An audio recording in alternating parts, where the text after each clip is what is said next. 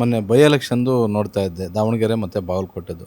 ಎರಡೂ ಕಡೆ ಪ್ರಜಾಕೀಯ ಅಭ್ಯರ್ಥಿಗಳು ಕಣಕ್ಕಿಳಿದಿದ್ರು. ನೀವೇನು ಯಾವತ್ತೂ ಕೂಡ ಏನೂ ಮಾತಾಡಲಿಲ್ಲ. ಬಟ್ ಒಂದು ಕಡೆ 238 ಓಟ್ ಏನೋ ತಗೊಂಡಿದ್ರು, ಮತ್ತೊಂದು ಕಡೆ 400 ಚಿಲ್ಲರೆ ಏನೋ ಓಟ್ ತಗೊಂಡಿದ್ರು. ಹೌದೌದು. ಅಂದರೆ ಒಂದಷ್ಟು ಜನರು ನೋಡ್ತಾ ಇದ್ದಾರೆ, ಗಮನಿಸ್ತಾ ಇದ್ದಾರೆ ಪ್ರಜಾಕೀಯ ಅಂತ ಗೊತ್ತಾಯಿತು. ಆದರೆ ಅದಕ್ಕೊಂದು ಪುಷಪ್ ಬೇಕು. ನಾನು ಪದೇ ಪದೇ ಅದನ್ನೇ ಹೇಳ್ತಾ ಗೊತ್ತಾ, ನಾನು ಮಧ್ಯದಲ್ಲಿ ಗ್ಯಾಪ್ ಕೊಟ್ಟಿದ್ದೆ, ಬಿಕಾಸ್ ಈ ಪ್ರಜಾಕೀಯ ಆ್ಯಪ್ ಮಾಡೋಣ ಅಂತ. ಆವಾಗ ಲಾಸ್ಟ್ ಮೂಮೆಂಟಲ್ಲಿ ಅವ್ರು ಬಂದರು, ಅದಕ್ಕೇನು ಇದು ಮಾಡಲಿಲ್ಲ, ಪಬ್ಲಿಸಿಟಿನೂ ಏನೂ ಮಾಡಿರಲಿಲ್ಲ. ನಿಂತ್ಕೊಂತೀವಿ ಸುಮ್ಮನೆ ಸರ್, ಯಾರೂ ನಿಂತ್ಕೊಳ್ಳದೆ ಇರಬಾರ್ದು ಅಂತ ನಿಂತ್ಕೊಂಡ್ರೆ ಅಷ್ಟೇ.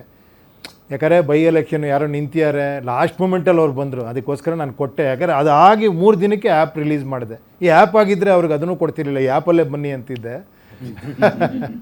ಹಾಗಾದರೆ ಈಗ GBAಗೂ ನೀವು ರೆಡಿ ಅಂತಿದ್ದೀರಾ. 2028 ವಿಧಾನಸಭಾ ಚುನಾವಣೆಗೂ ಕೂಡ 224 ಕ್ಷೇತ್ರಗಳಲ್ಲೂ ಉಪೇಂದ್ರ ಅವರ ಪ್ರಜಾಕೀಯ ಪಕ್ಷದಿಂದ ಅಭ್ಯರ್ಥಿಗಳು ಕಣಕ್ಕಿಳಿತಾರೆ ಸರ್. ಖಂಡಿತ ಅದರಲ್ಲಿ ಉಪೇಂದ್ರನೂ ಇಳಿತಾರೆ ಸರ್. ಖಂಡಿತ ಇಳಿತಾರೆ. ಓಕೆನಾ? ಅಲ್ಲ, ಬೆಂಗಳೂರಿಂದನ ಇಲ್ಲ ಹೊರಗಡೆನಾ ಸರ್? ನೋಡೋಣ. ಅದೇ ನಿಮ್ಮನ್ನೆಲ್ಲ ಕೇಳೇ ಇದು ಮಾಡೋಣ ಸರ್. ಪ್ರಜಾಕೀಯದಲ್ಲಿ ಒಬ್ಬ ಕ್ಯಾಂಡಿಡೇಟ್ ಆಗಬೇಕು ಅಂತಂದರೆ, ಅಥವಾ ತಮ್ಮ ಆ್ಯಪಲ್ಲಿ ರಿಜಿಸ್ಟರ್ ಮಾಡ್ಕೊಳ್ಬೇಕು, ಕ್ಲೇಮ್ ಮಾಡಬೇಕು ಅಂದರೆ ಏನಾದರೂ ಸ್ಪೆಷಲ್ ಕ್ವಾಲಿಟೀಸ್ ಆರ್ ಏನನ್ನ ನೋಡಿ ಆಯ್ಕೆ ಮಾಡ್ತೀವಿ? ಏನಿಲ್ಲಮ್ಮ, ಸಂವಿಧಾನದಲ್ಲಿ ಏನಿದೆ ಹೇಳಿ. ಉದಾಹರಣೆಗೆ ಸರ್, ಈಗ ಒಂದು ಕಾನ್ಸ್ಟಿಟ್ಯೂನ್ಸಿ, ಉದಾಹರಣೆಗೆ ಈಗ ಮಲ್ಲೇಶ್ವರಂ ಕಾನ್ಸ್ಟಿಟ್ಯೂನ್ಸಿಗೆ ಒಂದು 10 ಜನ ಕ್ಯಾಂಡಿಡೇಟ್ಸ್ ಎನ್ರೋಲ್ ಮಾಡ್ಕೊಂಡಿದ್ದಾರೆ. ನೀವು ಕೊಡಬೇಕಾಗಿರೋದು ಒಬ್ಬರಿಗೆ. ಸೊ ಈ 10 ಜನರಲ್ಲಿ ಹೆಂಗ್ ಸ್ಕ್ರೂಟಿನಿ ಮಾಡ್ತೀರಿ, ಏನು ನೋಡ್ತೀರಿ? ಕೇಳಿ, ಇದು ನಾನು ನೋಡಲ್ಲ. ಕೇಳಿ, ಸಂವಿಧಾನದಲ್ಲಿ ಬರೆದಿರೋದೇ ಎಜುಕೇಷನ್ ಇಷ್ಟು ಬೇಕು, ಹಿಂಗಿರ್ಬೇಕು ಹಂಗಿರ್ಬೇಕಲ್ಲ. ಸಿಂಪಲ್ಲಾಗಿ ಹೇಳಿದಾರೆ, ಅವನು ಭಾರತೀಯ ಪ್ರಜೆ ಆಗಿರಬೇಕು, ಅವನ ಮೈಂಡ್ ಸರಿ ಇರಬೇಕು. ಎರಡೇ ಬರ್ತಿರೋದು ಅದರಲ್ಲಿ. ಅಂದರೆ ಏನೋ ಅದೇನಂತಾರೆ ಅದಕ್ಕೆ, ಮಾನಸಿಕ ಸ್ಥಿಮಿತ ಇರಬೇಕು ಅಷ್ಟೇ. ಇದೆರಡೇ ಕ್ರೈಟೀರಿಯಾ ನೋಡಿ, ಎಷ್ಟು ಅದ್ಭುತವಾದಂಥ ಸಂವಿಧಾನ. ಯಾರು ಬೇಕಾದ್ರೆ ಎಲೆಕ್ಷನ್ ನಿಂತ್ಕೊಬೋದು ಪ್ರಜಾಪ್ರಭುತ್ವದಲ್ಲಿ ಅಂತ.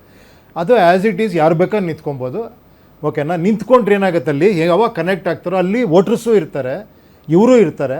ಈಗ ಮಲ್ಲೇಶ್ವರಂ ಯಾರು ನಿಂತ್ಕೊಂಡ್ರೆ ಮಲ್ಲೇಶ್ವರಂ ಇವರೆಲ್ಲ ಅಲ್ರಿಗೆ ಬರ್ಬೋದು. ಆ ಆ್ಯಪ್ಗೆ ಬಂದರೆ ಅಲ್ಲಿ ಡೈರೆಕ್ಟಾಗಿ ಕಾಂಟ್ಯಾಕ್ಟ್ ಮಾಡ್ಬೋದು, ಡೈರೆಕ್ಟಾಗಿ ಆ ಮೊಬೈಲಲ್ಲೇ ಕಾಂಟ್ಯಾಕ್ಟ್ ಮಾಡ್ಬೋದು, ಫೇಸ್ಬುಕ್ಕಲ್ಲಿ ಮಾಡ್ಬೋದು. ಏನು ವಿಡಿಯೋ ಚಾಟ್ ಇದೆ ಅದರೊಳಗಡೆ, ವಿಡಿಯೋ ಚಾಟಲ್ಲಿ ಮಾತಾಡ್ಬೋದು. ಅವನ್ನ ನೋಡಿಬಿಟ್ಟು ಯಾರು ಬೆಟ್ರು ಅಂತ ಅವರೇ ರೇಟಿಂಗ್ ಕೊಡ್ತಾರೆ. ಜನನೇ ಹೈಯೆಸ್ಟ್ ರೇಟಿಂಗ್ ಯಾರು ಕೊಡ್ತಾರೋ ಅವ್ರಿಗೆ ನಾವು ಟಿಕೆಟ್ ಕೊಡ್ತೀವಿ. ಇಂಟರ್ನಲ್ ಸೆಲೆಕ್ಷನ್ ಪೊಲಿಟಿಕಲ್ ಪಾರ್ಟೀಸ್ ಅದನ್ನ ಇಂಟರ್ನಲ್ ಎಲೆಕ್ಷನ್ ಅಂತಾನೆ ಕರೀತಾರೆ. ಓ ಹಂಗ?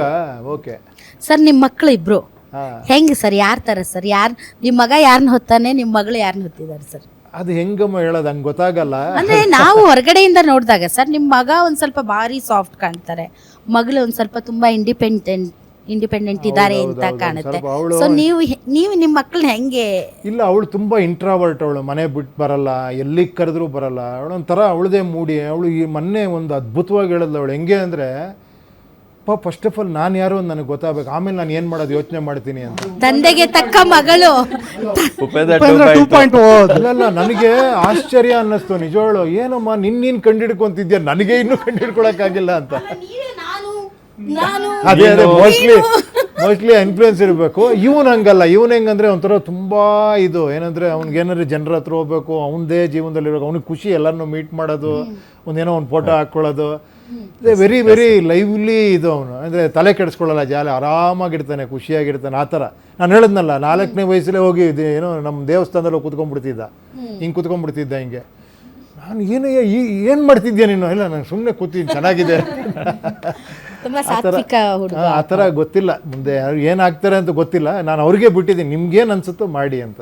ಸರ್, ನನ್ನ ಕೊನೆ ಭಾಳ ವರ್ಷಗಳು ಇದು ಉಪ್ಪಿಗಿಂತ ರುಚಿ ಬೇರೆ ಇಲ್ಲ, ಅದರ ಮಧ್ಯದಲ್ಲಿ ಅದು ಬರುತ್ತಲ್ಲ ಸರ್, ಕೋರಸ್, ಅದು ಏನು ಸರ್? ಕರೆಕ್ಟಾಗಿ ಹೇಳಿ ಸರ್. ಬಾ ವಿ ಲವ್ ಯು ಬಾ ಅಂತ. ಬಾ ವಿ ಲವ್ ಯು ಬಾ. Okay sir. ಅದು ಆ್ಯಕ್ಚುಲಿ ಬಾ ಐ ಲವ್ ಯು ಬಾ ಅನ್ನೋ ಥರ ಇದೆ ಅದು. ಅಲ್ಲ, ಅದು ಬೇರೆ ಥರ ಅನ್ಕೊಂಡಿದ್ರೆ ಬೇರೆ ಥರನೇ ಪ್ರಚಾರ ಆಗ್ತಾ ಇದೆ, ಅದಕ್ಕೆ ಕೇಳಿದೆ. ಅಲ್ಲ ಸರ್, ನೀವು ಯಾವಾಗಲೂ ಕೂಡ ಒಂದರ್ಥದಲ್ಲಿ ಯಾವುದೂ ಮಾಡಲ್ಲ ಸರ್. ಅಂದ್ರೆ ನೀವು ಹೆಂಗ್ ಬೇಕಾದ್ರೂ ಅರ್ಥ ಮಾಡ್ಕೊಳ್ಳಿ, ಜನರಿಗೆ ಬಿಡ್ತೀರಾ, ಅದರಲ್ಲೂ ಪ್ರಜಾಕೀಯ ಮಾಡ್ತೀರಾ ನೀವು, ಪ್ರಜೆಗಳಿಗೆ ಬಿಡ್ತೀರಿ, ನೀವು ಹೆಂಗಾದ್ರೂ ಅರ್ಥ ಮಾಡ್ಕೊಳ್ಳಿ ಅಂತ. ಸೊ ಇದನ್ನ ಜನ ತಮ್ಗೆ ಹೆಂಗ್ ಬೇಕೋ ಹಂಗೆ ಅರ್ಥ ಮಾಡ್ಕೊಂಡಿದ್ದಾರೆ, ಅದಕ್ಕೆ ಕೇಳಿದ್ರೆ ಅದ್ರ ನಿಜವಾದ ಅರ್ಥ ಇಲ್ಲಮ್ಮ. ಅದು ಒಂದ್ ರೀತಿ ಸತ್ಯನೂ ಕೂಡ. ಇವಾಗ ನಾವು ಕೂಡ ಅಷ್ಟೇ, ನಿಮ್ಮ ಅಭಿಪ್ರಾಯಕ್ಕೂ ಒಂದು ವ್ಯಾಲ್ಯೂ ಬೇಕಲ್ಲ. ನನ್ನ ಅಭಿಪ್ರಾಯ ನಿಮ್ಮ ತಲೆ ಮೇಲೆ ಹೇರಬಾರದು. ಇವಾಗ ನೀವು ಕೇಳ್ರಿ, ಅದಕ್ಕೆ ನಾನು ತಿಳ್ಕೊಬೇಕು ಅಂತ ನಿಮ್ಮನ್ನು ಕೇಳಿದ್, ಹೆಂಗ್ ಹೋಗ್ಬೇಕು, ಹೆಂಗ್ ಕನೆಕ್ಟ್ ಮಾಡಬೇಕು ಅಂತ ನೀವೇ ಹೇಳ್ಬಿಟ್ರಿ. ಕೊನೆಗೆ ಅದು ಮಾಡ್ಬೇಡ್ರಿ, ನೀವು ಇದನ್ನೇ ಮಾಡಿ ಅಂದ್ರಿ ನೀವು. So that is all actually the beauty is receive ಮಾಡೋದ್ರಲ್ಲಿ ತುಂಬ ಖುಷಿ ಇದೆ. ಯಾಕಂದ್ರೆ ಒಬ್ಬೊಬ್ರಿಗೆ ಒಂದೊಂದು ಅಭಿಪ್ರಾಯ ಇದೆ, ಒಬ್ಬೊಬ್ರು ಯುನೀಕ್ ಪೀಸ್ಗಳು ಈ ಪ್ರಪಂಚದಲ್ಲಿ. ಅದು ಯಾರು ಹೇಳ್ತಾ ಇಲ್ಲ ಅಷ್ಟೇ. ಎಲ್ಲರೂ ಹೇಳಿದ್ರೆ ನೀನು ಸುಮ್ಮನೆ ಅವನ್ನ ಫಾಲೋ ಮಾಡ್ಕೊಂಡು ಹೋಗು ಅಂತ ಹೇಳ್ತಾರೆ ಅಷ್ಟೇ ಹೊರತು ನೀನು ಯುನೀಕ್ ಗ್ರೇಟ್ ಅಂತ ಹೇಳೋರೇ ಕಷ್ಟ ಆಗ್ಬಿಟ್ಟಿದೆ ಇವಾಗ. ಸಾಮಾನ್ಯರು ಮಾಡಾಕ್ಬಿಟ್ಟಿದೆ ನಮ್ಮನ್ನ. ಅಲ್ಲ ನಮಗೂ ಭಾಳ ಬ್ರೇನಿಗೆ ಭಾಳ ಟೆನ್ಷನ್ ಕೊಟ್ರಿ ಬಿಡಿ ಸರ್. ನಾನು ಅಷ್ಟೊಂದು ಟೆನ್ಷನ್ ಕೊಟ್ಟ ಅಂಥದ್ದೇನು ಹೇಳಿದೆ ನಾನು? Yes Uppi sir, thank you so much ನೀವು ನಮ್ಮ ಸ್ಟುಡಿಯೋಗೆ ಆಗಮಿಸಿದ್ದು. ಯಾಕಂತಂದರೆ ನಿಮ್ಮ ಕಲ್ಪನೆ, ಪ್ರಜಾಕೀಯದ ಕಲ್ಪನೆ ತುಂಬ ಚೆನ್ನಾಗಿದೆ. ನಾನು ಯಾವುದೇ ಚಾನಲಲ್ಲಿದ್ದರೂ ನಿಮ್ಮ ಕಲ್ಪನೆಗೆ ಸಾಥ್ ಕೊಡುವಂಥ ಕಾರ್ಯವನ್ನು ಮಾಡ್ತಾ ಬರ್ತಾ ಇದ್ದೀವಿ. Thank you. ಸೊ ಅಫ್ಕೋರ್ಸ್ ಈ ಚಾನಲಲ್ಲಿದ್ದಾಗಲೂ ಕೂಡ ಅದು ರಿಯಲ್ ಪ್ರಜಾಕೀಯ ಅಂತ 2.0 ವರ್ಷನ್ ಅಂತ ಮಾಡಿದ್ರಿ. ಸೊ ಅದಕ್ಕೂ ಕೂಡ ಅದನ್ನ ಜನಕ್ಕೆ ತಲುಪಿಸ್ಬೇಕು ಅಂತಕ್ಕಂಥ ನಿಟ್ಟಿನಲ್ಲಿ ನಿಮ್ಮನ್ನು ಇವತ್ತು ಇಲ್ಲಿ ಕರೆಸಿ ಮಾತಾಡ್ಸಿದ್ವಿ. ಏನಿಸ್ತು ಸರ್ ಓವರಾಲ್ ಕನ್ವರ್ಸೇಷನ್? ಇಲ್ಲ ತುಂಬ ಅದೇ ಹೇಳಿದ್ನಲ್ಲ, ಒಂದು 5 ಜನ ಟೀಚರ್ಸ್ ಮುಂದೆ ಸ್ಕೂಲ್ ಡೇಸ್ ಜ್ಞಾಪಕ ಬಂದ್ಬಿಡುತ್ತೆ ನನಗೆ. ಕೂತ್ಕೊಂಡು ಒಂದೊಂದು ಕೇಳ್ತಾ ಇದ್ರೆ ಏನು ನೆಕ್ಸ್ಟ್ ಕೇಳ್ತಾರೆ, ಹೆಂಗೆ ಆನ್ಸರ್ ಮಾಡೋದು ಅಂತ. Sir to B honest, Upendra ಅವ್ರನ್ನ ಕರೆಸ್ಬೇಕು, ಪ್ರಜಾಕೀಯ ಪಕ್ಷದಿಂದ ನಾನು ಕಂಟೆಸ್ಟ್ ಮಾಡ್ತೀನಿ, ಸಾಕಷ್ಟು ಜನ ಪ್ರಜೆಗಳನ್ನ ಕಂಟೆಸ್ಟ್ ಮಾಡುವಂಗೆ ಮಾಡ್ತೀನಿ ಅಂತಕ್ಕಂಥ ಹೇಳಿಸ್ಕೊಂಡು TRP ತಗೋಬೇಕು ಅನ್ನೋದು ನಮ್ಮ ಉದ್ದೇಶ ಆಗಿರಲಿಲ್ಲ. ಸೊ ಮೇಡಮು ಸರ್ಗಳು ಎಲ್ಲ ಹೇಳ್ದಂತೆ ನಮ್ಮ ಕಲೀಗ್ಸ್ ಎಲ್ಲನೂ ಅಂದರೆ ಆ ಕಾನ್ಸೆಪ್ಟ್ ಜನಕ್ಕೆ ಅರ್ಥ ಆಗಬೇಕು. ಇಲ್ಲ ಥ್ಯಾಂಕ್ ಯು. ನನಗೆ ಅದೇ ನೋಡಿ, ನಿಮ್ಮೊಳಗೆಲ್ಲ ಇದೆ ಇದು. ನನಗೆ ಆಮೇಲೆ ನೀವೆಲ್ಲ ಕ್ವಶನ್ ಕೇಳ್ತಿರೋ, ನನಗೆ ಒಂದು ಕಾಣಿಸ್ತಿದ್ದೇನು ಗೊತ್ತಾ, ಅಲ್ಲಿ ಆ ತವಕ ಬೇಗ ಆಗಬೇಕು ಅಂತ ನಿಮಗೆ. ಇನ್ನು ಬೇರೆ ಏನೂ ಕಾಣಿಸ್ತಿಲ್ಲ. ನನಗೆ ಪ್ರತಿಯೊಬ್ಬರು ಅದೇ ಹೇಳ್ತಾರೆ, ಎಲ್ಲ ಚೆನ್ನಾಗಿದೆ, ಬೇಗ ಆಗಬೇಕು ಏನಾರ ಮಾಡಿ ಅಂತ.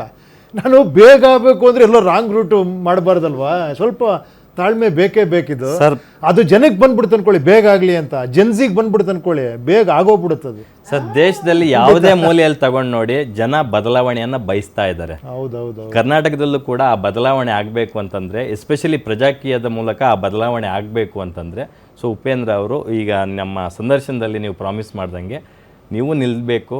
ಖಂಡಿತ. ಇಲ್ಲ ಅದನ್ನು ನನಗೆ ಅನ್ನಿಸ್ತು. ಯಾಕೆ ಗೊತ್ತಾ, ಏನು ಗೊತ್ತಾ, ನನಗೆ ಆವಳು ಅನ್ಸೋದು ಏನಕ್ಕೆ ನಾನಂದರೆ, ನನಗೆ ಒಬ್ಬ ಸ್ಟಾರ್ ಅಂತ ಓಟ್ ಹಾಕ್ಬಿಡ್ತಾರೆ, ಅದಾಗಬಾರ್ದು ಅನ್ನೋ ಒಂದು ಆಸೆ ಇತ್ತು ನನಗೆ. ಆರ್ಟಿಸ್ಟು ಇವರು ನಮಗೆ ಗೊತ್ತಿರೋರು ಅಂತ ಓಟ್ ಹಾಕ್ತಾರೆ. ನನಗೆ ಏನಂದರೆ, ನೀವು ಲಕ್ಷ್ಮೀನಾರಾಯಣ್ ನಿಂತರೂ ಜನ ಓಟ್ ಹಾಕಬೇಕು, ಯಾಕಂದರೆ ನಿಮ್ಮ ವಿಚಾರಕ್ಕೆ ಓಟ್ ಹಾಕ್ಬೇಕು ಅನ್ನೋ ಒಂದು ತುಂಬ ಲಾಂಗ್ ಇದನ್ನು ಯೋಚನೆ ಮಾಡಿದ್ದೆ. ಓಕೆ, ನಾವು ಹೇಳ್ದಂಗೆ ಈ ದಾರಿಲೇ ಹೋಗೋಣ, ನೋಡೋಣ. Thank you sir, thank you ಇಷ್ಟೊತ್ತು ನಮ್ಮ ಕಾರ್ಯಕ್ರಮದಲ್ಲಿ ಭಾಗಿಯಾಗಿದ್ದಕ್ಕೆ. Thank you. ಬರ್ತಾ ಇರಿ, ಈ ವಿಚಾರಧಾರೆಗಳನ್ನು ಅಕಸ್ಮಾತ್ ಏನಾರ ತಪ್ಪು ಮಾತಾಡಿದ್ರೆ ಕ್ಷಮಿಸಿ, ಅಕಸ್ಮಾತ್ ಏನಾರ ಇದಾಗಿದ್ರೆ ಆ ಎಕ್ಸೈಟ್ಮೆಂಟಲ್ಲಿ ಏನೋ ಮಾತಾಡಿರ್ತೀನಿ ಅಷ್ಟೇ. ಆ ಥರ ಏನಿಲ್ಲ ಸರ್. Thank you. ನಾವು ಇಷ್ಟು ಜನ ಸೇರಿ ನಿಮ್ಮ ಪ್ರಶ್ನೆಗಳು ಕೇಳಿದ್ದಕ್ಕೆ ನೀವು ಯಾವ ಥರ ಫೀಲ್ ಆದ್ರೆ ನಮ್ಗೆ ಗೊತ್ತಿಲ್ಲ. ಏನಾದರೂ ಅಡಚಣೆ ಆಗಿದ್ರೆ ಕ್ಷಮೆ ಇರಲಿ ಸರ್. ಥ್ಯಾಂಕ್ ಯು ಗುರು. Thank you sir, thank you so much. ಇಷ್ಟೊತ್ತು ನಮ್ಮ ಸ್ಟುಡಿಯೋದಲ್ಲಿ ಕೂತು ನಿಮ್ಮ ವಿಚಾರಧಾರೆಗಳನ್ನು ಮುಕ್ತವಾಗಿ ನಮ್ಮ ಜೊತೆ ಚರ್ಚಿಸಿದ್ದಕ್ಕೆ. ವೀಕ್ಷಕರೇ, ನೋಡಿದ್ರಲ್ಲ ಇಷ್ಟೊತ್ತು ಪ್ರಜಾಕೀಯ ಪಕ್ಷದ ಸಂಸ್ಥಾಪಕ ಅಧ್ಯಕ್ಷರಾದಂಥ ಉಪೇಂದ್ರ ಅವರ ಮನದಾಳದ ಮಾತುಗಳನ್ನು. ಅವರು ಖಂಡಿತವಾಗ್ಲೂ GB ಎಲೆಕ್ಷನ್ ಇರ್ಬೋದು, ವಿಧಾನಸಭಾ ಎಲೆಕ್ಷನ್ ಇರ್ಬೋದು, ಅಥವಾ ಲೋಕಸಭಾ ಚುನಾವಣೆ ಇರ್ಬೋದು, ಎಲ್ಲದಕ್ಕೂ ಕೂಡ ಅವರೂ ಬಂದು ಮುಂದೆ ನಿಂತ್ಕೊತಾರೆ. ಅವರ ಪಕ್ಷದ ಮೂಲಕ ಕಂಟೆಸ್ಟೆಂಟ್ಸ್ಗಳು ಕೂಡ ಪಾರ್ಟಿಸಿಪೇಟ್ ಮಾಡ್ತಾರೆ. ಪ್ರಜಾಕೀಯ ಪಕ್ಷವನ್ನು 2.0 ವರ್ಷನ್ ಏನು ಶುರು ಮಾಡಿದ್ದಾರೆ ಅದನ್ನು ಮತ್ತೊಂದು ಮಟ್ಟಕ್ಕೆ ಕೊಂಡೊಯ್ಯುವಂತಹ ಒಂದು ಮಹತ್ವದ ನಿರ್ಧಾರವನ್ನು ಅವರು ಇವತ್ತು ತೊಗೊಂಡಿದ್ದೀನಿ ಅಂತಕ್ಕಂಥ ಮಾತನ್ನು ನಮ್ಮ ಸ್ಟುಡಿಯೋದಲ್ಲಿ ಹೇಳಿದ್ದಾರೆ. ಸೊ ಅವರ ಎಲ್ಲ ಕನಸುಗಳು ನನಸಾಗಲಿ, ಅವರ ಕನಸುಗಳನ್ನು ನನಸು ಮಾಡೋದಕ್ಕೆ ನಾವು ಕೂಡ ಸಾಥ್ ಕೊಡೋಣ ಅಂತ ಹೇಳ್ತಾ ಕಾರ್ಯಕ್ರಮನ ಮುಗಿಸ್ತಾ ಇದ್ದೀನಿ. ನೋಡ್ತಾ ಇರಿ ಗ್ಯಾರಂಟಿ ನ್ಯೂಸ್, ಸುದ್ದಿ ಖಚಿತ, ನ್ಯಾಯ ನಿಶ್ಚಿತ.